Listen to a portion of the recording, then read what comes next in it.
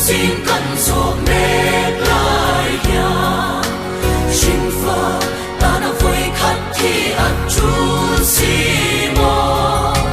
Christa nên đã thi ta lùi bụi ca nông chu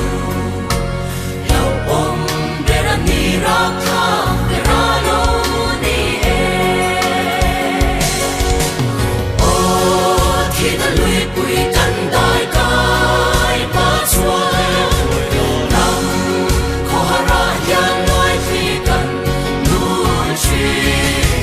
van sang run noa mà căn xuân hôn hát chua thì na tu ra an chia re tiang do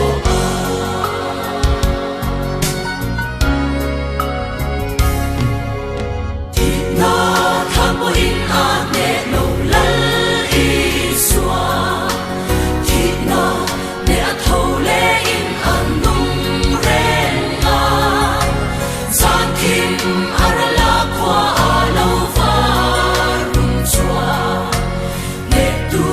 la le xua zara an vinh đón si a ô thì ta lùi bụi căn đại cái ba chua năm khó hara yan nói khi cần nuôi chi van sang run noa mà căn xuân hôn hát chua thì na tu ra an sia re tiang do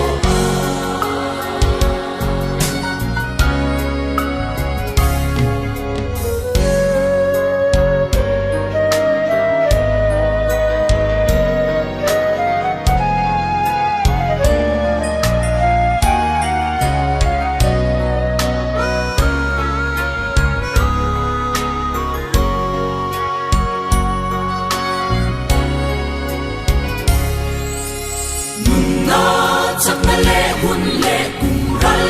ma se và na in ka nei ro pui na sam ve la lung du kal ma sa te nen kan le